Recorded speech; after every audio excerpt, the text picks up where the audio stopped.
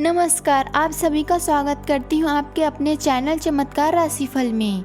दोस्तों, नए हो तो चैनल को सब्सक्राइब कर लो। तो दोस्तों, बात करते हैं सिंह राशि का।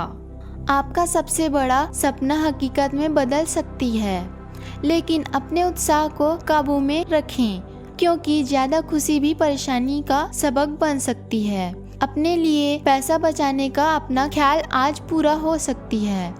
आज आप उचित बचत कर पाने में सक्षम होंगे। पारिवारिक जिम्मेदारियों का बोझ बढ़ेगा, जो आपको तनाव दे सकती है। आज हो सकती है कि पहली नज़र में ही आपको कोई पसंद कर ले। लोग आपकी वजह प्रशंसा करेगी।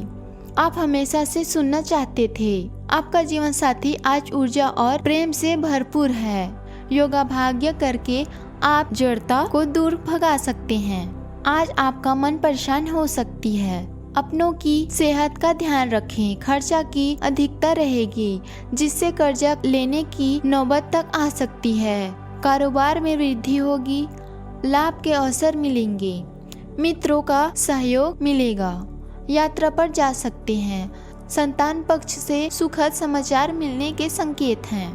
लेकिन अब जरा उस दूसरे पहलू पर ध्यान दीजिए। राहु का जो सबसे बड़ा उपहार है वह है भ्रम और भय।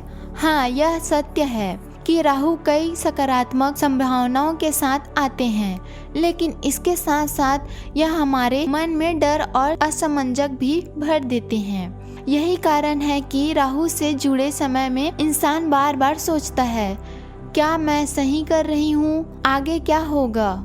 यही वह जगह है जहाँ हमें सचेत रहना पड़ती है।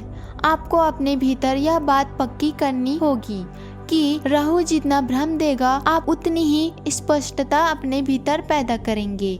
याद रखिए, राहु का अपना एक विजन था, किसी भी तरह अमृत कलश तक पहुंचना, और उसने वह कर दिखाया। ठीक उसी तरह आपका भी एक लक्ष्य है, आपका सपना है। उस सपने को पढ़िए। भ्रम को अपने फैसलों पर हावी मत होने दीजिए।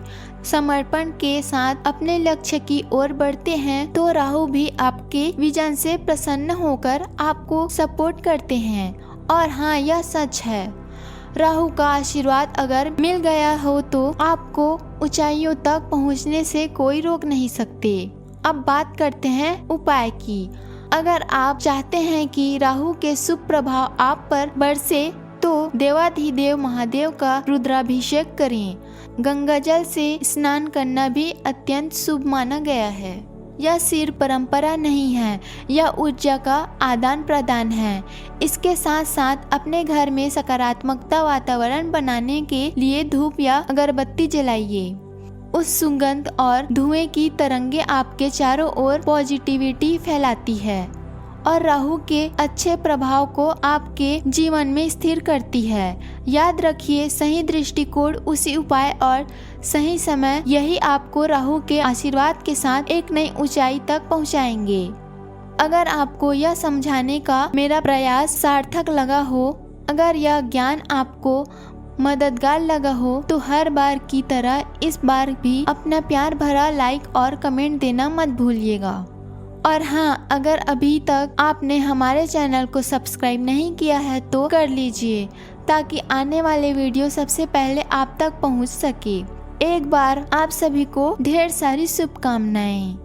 अब दोस्तों, चलिए इस राशिफल को और गहराई से समझते हैं, क्योंकि मूल में 10 भविष्यवाणियां हैं, लेकिन हम उन्हें लाइन टू लाइन विस्तार से देखेंगे। शुरू से ही देखिए। 18 साल बाद राहु का तूफान मृत अवस्था से जागर विजित अवस्था में आ रहा है।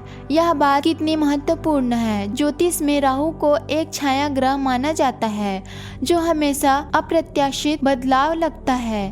पिछले 4 महीनों से राहु मृत अवस्था में थे, मतलब उनकी ऊर्जा दबी हुई थी, जैसे कोई शक्तिशाली योद्धा जो सो रहा हो, लेकिन अब जागृत हो रहे हैं। धन भाव यानी दूसरा घर, जो न केवल पैसों से जुड़ा है बल्कि परिवार, वाणी और संचय से भी इच्छाओं की पूर्ति का स्थान होने से राहु की इच्छा शक्ति मिलकर बड़े सपने पूरे करेगी।